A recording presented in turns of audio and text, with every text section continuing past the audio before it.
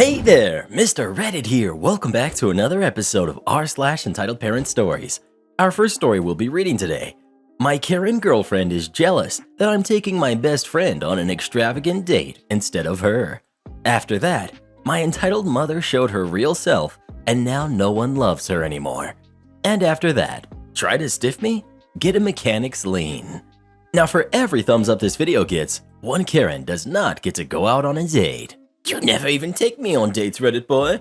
Is it because of how I look? So please smash that like button and subscribe and turn on notifications for new stories from Reddit every single day. My Karen girlfriend is jealous that I'm taking my best friend on an extravagant date instead of her. I, 40 male, grew up in the foster care system and aged out, as did my best friend, who's 38 female. We were in a home together in our teens and stayed in contact.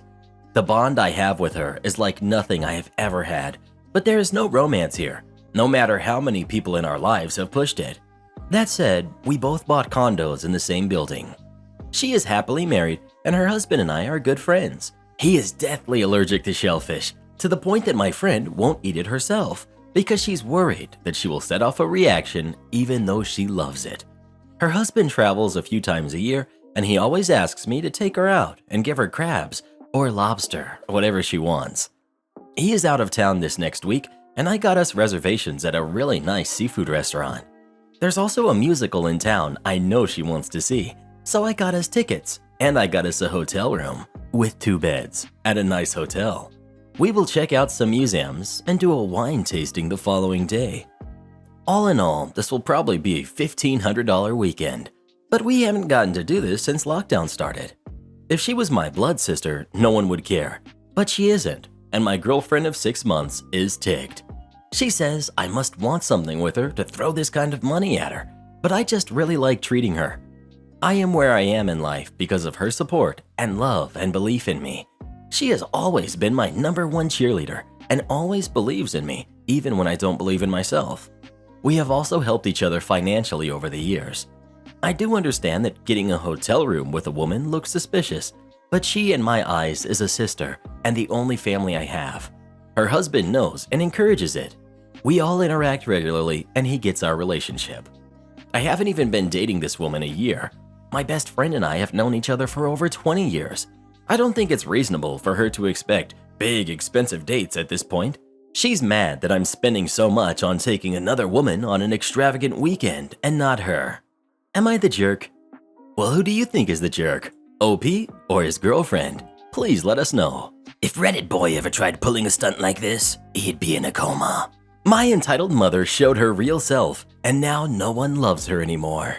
Now you all know from my last post that my mother tried to act like she's in charge of my life, and also acted like my house was hers to give away.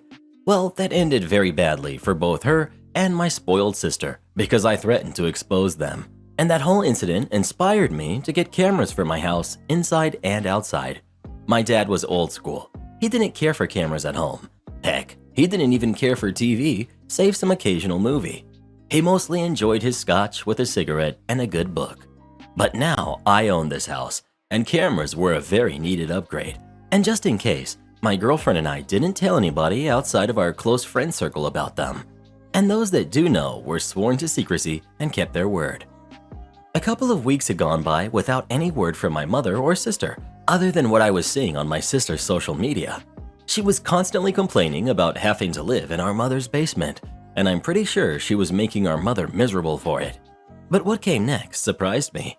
I got a frantic phone call from my sister saying that her boyfriend was questioning whether or not he was the father of her pregnancy, and he was threatening to leave without a paternity test. My sister swore up and down to me that she's always been faithful to him. I admit, I believed there was a chance she could be lying, because our mother's own past affair made our father question our paternity as well. But I suggested they get the DNA test done.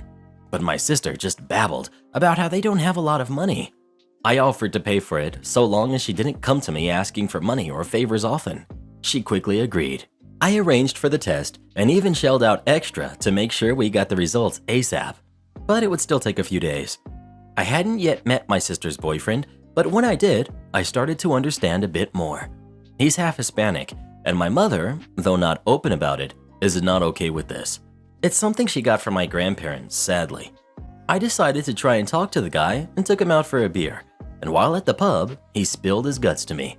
He said that my mother had been whispering in his ear about how my sister is just like her, and she had cheated before, so my sister might have as well. This made him have doubts that grew every day, and he said he wasn't sure my sister didn't cheat or get pregnant on purpose to try and baby trap him so she won't have to work any more than she already does with her little part-time online sales job. Sadly, I knew he was probably right about the latter. But other than that, he's described her as a completely different person when she's not around our mother. But ever since they've been living in Mom's basement, she's become more and more like a child. After what I saw at my house, I wholeheartedly believed him. So I asked if he suggested she get therapy. He admitted he's wanted to, but didn't have the money, and had been walking on eggshells around her and our mother for a while, so he never talked about it. Well, I guess that made some brotherly instincts I didn't know I still had kick in, because I started to realize if I was going to have a niece or a nephew, I couldn't let them live with or be raised by my mother. So I did the only thing I could think to do. I told him that if the DNA results came back positive, I'd offer him a job and training at the company I now own. He quickly agreed because he doesn't want to live with my mother any more than he has to. Well, the day of the DNA test results coming in the mail came pretty fast, but my sister called me saying they weren't in the mail she'd gotten that day. I asked who got the mail from the P.O. box, and she answered it was our mother. That pretty much confirmed my theory she was trying to force out my sister's boyfriend. But since I don't, and never really have trusted my mother, with my sister's consent, I preemptively got the clinic to send me a copy of the DNA results to my address as well. And they did come in the mail that same day. I called my mother and asked if she had taken the DNA test results. The following conversation is more or less what I recall since it wasn't recorded. Me: hello, Mom. I heard that Sis's DNA test didn't come in the mail today. Mom: oh, yes, but it could be here soon. Me: did you take it? I know it arrived today as I paid to have it set as priority mail. What? How dare you accuse me of such a thing? I would never. Me: okay then, I guess I'll just bring over the backup copy that was sent to me. Mom: backup copy? Me: yeah, I had one sent to me as well the same day since I paid for it. Sis gave her okay and everything. I guess I'll just call her then and we'll meet up. Mom: wait, that's not Click. I hung up the phone and called my sister right away. I picked up my sister and her boyfriend from my mother's house and drove to a local diner restaurant. And there we opened the envelope together. Sure enough, the test results were positive. My sister's boyfriend was so happy that he actually asked her if she would marry him, and she said yes, like a half dozen times. The little vindictive part of me was just waiting to see my mother's face when she got the news. But what happened next honestly shocked me. When I took my sister back home, her and boyfriend's stuff was in the process of being put out onto the lawn by a few men we didn't recognize. My sister froze with a look on her face I'd never seen before. Our mother came huffing outside in a rage while holding the DNA test results she claimed never arrived and began verbally losing it on my sister. How could you make a baby with him? I thought your dating him was just a stupid phase, but now you're gonna have a baby and marry him? I would have been sort of okay with having his little jerk around if you weren't raising it in my home and he wasn't around anymore. Sister: but Mommy, No buts, young lady. I demand you not have that baby or leave my house at once. Then she turned to me while snapping her fingers and said, and you. I hope you're proud of yourself. I tried to make this family normal, but you wouldn't do as I say, like a good son should. And now all of my plans are ruined. You're all a bunch of blanks. Meanwhile, my sister was on her knees in the grass and holding her belly crying. I can't. My mother then actually grabbed her and was poised ready to take a swing at her. But one good glare from me and she froze in place and then rigidly lowered her arm. So she just let out a loud growl and stormed back into her house screaming, she's your problem now, Craggle. I no longer have any kids. That night, I put up my sister and her boyfriend in a hotel until a friend of my lawyer that works in real estate helped arrange an apartment for them ASAP. And like I promised, I gave my sister's boyfriend a job. He's new and pretty much starting at the bottom rung, but he's a quick learner. It'll take a while, but I'll get him into a good position, and he's very happy to work for me. My sister is now in therapy, paid for by my company's insurance, and has already started to act more mature than I've ever seen her. She stopped referring to our mother as mommy and has even started talking about her the way I do. She came to me recently and said she's working harder now and told me I was right about her being a spoiled mooch, and she's gonna work hard to be a good mother and a provider for her kid. Her therapist seems to really be doing a great job. As for my mother, well, she actually drove up to my house in broad daylight when no one was home and broke several of my front windows with large rocks she had in a metal bucket. And the rocks had bad words written all over them. But thanks to those cameras I put in, she was caught pretty easily. I had the footage in the police hands that same day. I didn't bother to ask for repayment for the damages she caused. The windows were old anyway, and it just gave me an excuse to remodel. But I did press charges and even got a restraining order. She's not allowed within 500 feet of me or my property. She also took quite the downfall online, as I had a dash cam in my car that picked up everything my mother said and did that evening she kicked my sister out. And this time, I did show it to the rest of the family. And my sister also told pretty much the same story on her Facebook that pretty much destroyed my mother's remaining image to her side of the family. So she's not really speaking much to any of them anymore. My mother didn't lose her job or anything because I didn't go that far. She's not set to retire for another decade or so, but some of her more petty relatives started submitting fake bad reviews for her Airbnb, and now she's probably losing customers. I've heard from one of the few relatives she's still talking to that she's pretty much depressed and looks like a shell of her former self now. Edit. Thank you all for the awards, kind strangers. I thank you from the bottom of my heart, and my sister does as well. Try to stiff me? Get a mechanic's lien. Hello. Per Pro Revenge, I will be using fake names for this story that happened to me about 7 years ago. The job.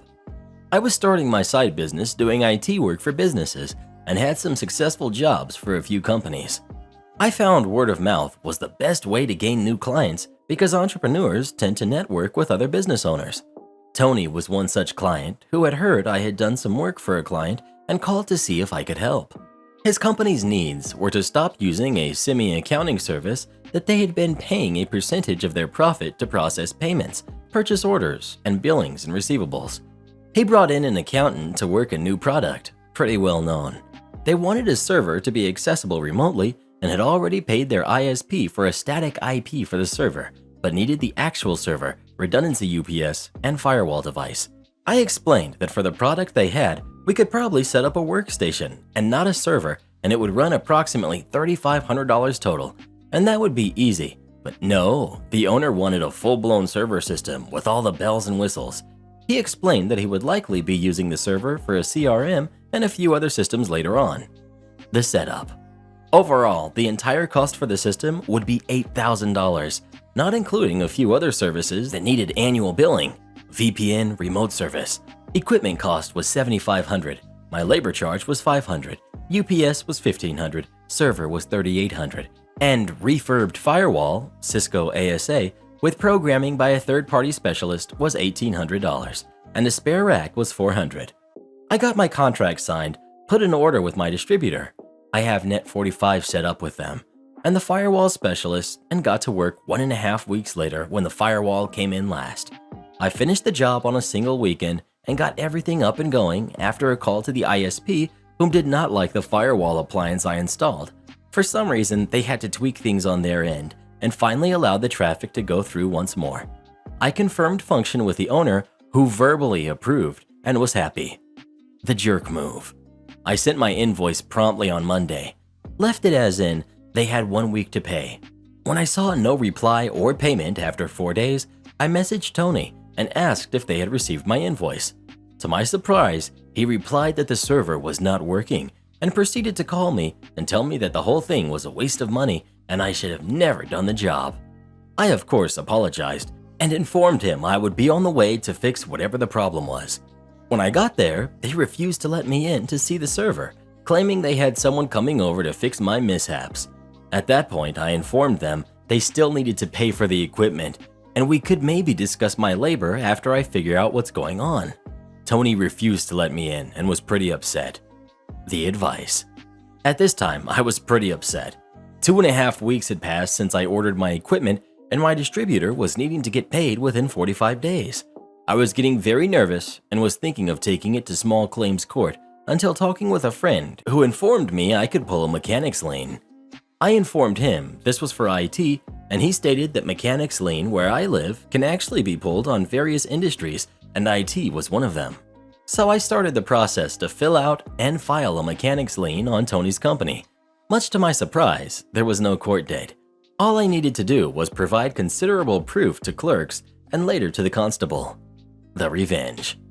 After filling out the mechanics lien and serving him notice, I once again gave him the opportunity to pay the $8,000 he owed. By this time, I had spoken with my distributor, and he switched my account from net 45 to net 90. He refused via phone call and got him on text. I took the information I had and went to the local constables, whom after seeing the mechanics lien and proof set up an appointment to meet me at the place of business to take back my server, UPS, and firewall. I went in on Tuesday, which I had learned was the day the accountant came in to start the week. Constable and I arrived at 7:30 a.m. right on opening time. At first, they refused entry until Tony came by and was informed I was enforcing my mechanics lien and would be taking back my equipment. He immediately got riled up and claimed I could not take the equipment because a new person had replaced it all. The constable asked if I had serial numbers and models for the equipment, which I did. We go in and find my server, UPS, and firewall all in the exact same way I left it. The server showed it had been online for the entire time. No real changes were noticed, and as far as I could tell, no one had worked on it. Tony began to chuckle when I shut the server down and says, "How are you going to take the system when it's bolted to the ground? Bet you didn't think about that, you idiot." He did not realize that rack-mounted equipment is not permanently attached to the mount. I guess he thought he had me beat because it was all one system that you cannot take apart and not something that was put together. His jaw dropped the moment I removed the server and loaded it into the cart after removing a couple of bolts. He started panicking and started telling the constable that he would sue him if he didn't stop me. The constable simply stayed calm and ignored the owner. I guess after a bit, he informed Tony that he needed to get out of his face and step back, but when Tony refused to back down, the constable undid his holster's safety harness and put his hand on his firearm. Tony's face was exquisite, full of fear and eventually a dawning sensation that this was going to happen one way or another. At first, I did not understand why he was so riled up and now had a panicked face like his world just collapsed until a bit later. I wrapped up my server, UPS, and firewall and left the rack. True to Tony's word, undoing the bolts proved difficult to impossible with the tools I had, so I told Tony he could keep it for the new server he tries to set up. It didn't take more than 2 hours before I got a call from him stating that he had talked to his attorney and he would be suing me for damages and I would be going to jail for trespassing. I informed him he did not pay for the equipment. His equipment was repoed, thus there was nothing to sue for. As far as trespassing, I was servicing a mechanic's lien with a law enforcement officer, thus it is not trespassing. He then starts hemming and hawing about how he needs to bill clients because he hasn't had revenue in a week, but his accountant can't do anything because she has no access to the accounting software and they have no copies. I informed him it was not my problem. I would not be giving access to the server nor data contained, and he should have paid for the equipment instead of trying to do me over for $8,000. He then offered to pay me if I could install the server back the same day, but only if I did it that same day. Otherwise, he'd find someone else. I informed him that our original contract was null and void. I would be returning the equipment to my distributor, but first I had to wipe the storage by DoD standards, which means zero chance of recovering files unless he somehow had NSA level funds.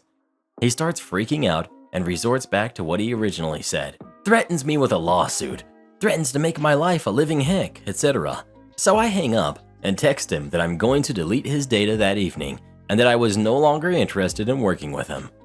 More advice and the real revenge. He called me at least 50 times. I just silenced my phone and had to talk to my friend later that night, the friend whom had given me the advice. He then asks me why was I returning the equipment if I had the only copy that has everything from client names, contacts, phone numbers, billings, receivables, etc. He asked me how much revenue did the company generate. I informed him I was taking a wild guess, but it was somewhere in the ballpark of $58,000 for the last month. He laughs and tells me, "Why don't you charge them double the price to get his equipment back and have him pay you cash before you start?"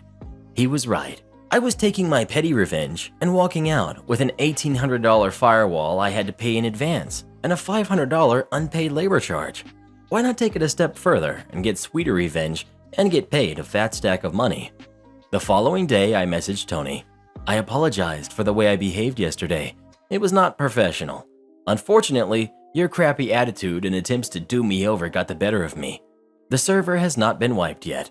I would like to reconsider a new arrangement so we can salvage this sour experience and turn it into sweet honey.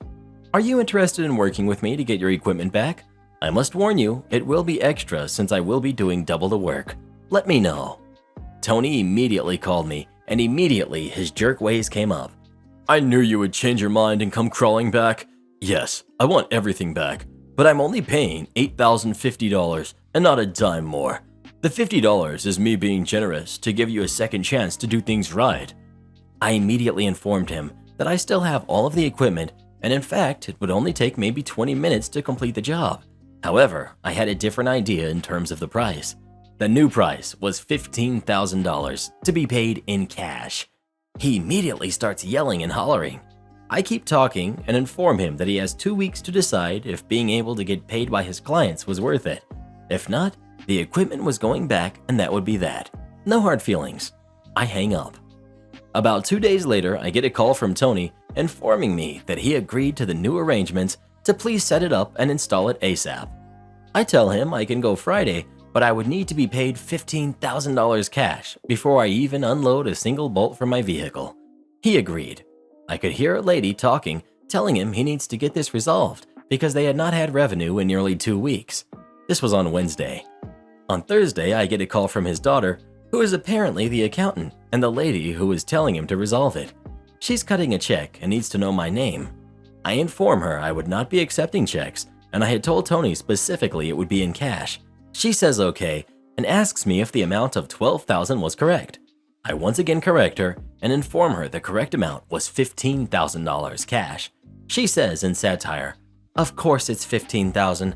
I will go make the withdrawal and have the money ready tomorrow." Sure enough, Friday morning, true to her words, she and Tony were there with $15,000 cash. I counted it in front of her and Tony. She makes a comment saying that I was a lifesaver because they could not go back to the service they used before to get paid, and they urgently needed to get some POs sent out.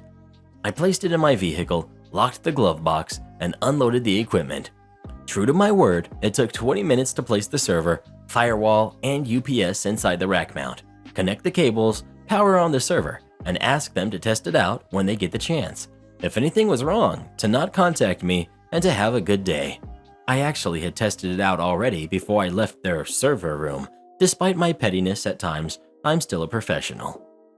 Am I the jerk for calling my husband delusional for demanding I give him 50% profit of my business that he didn't support?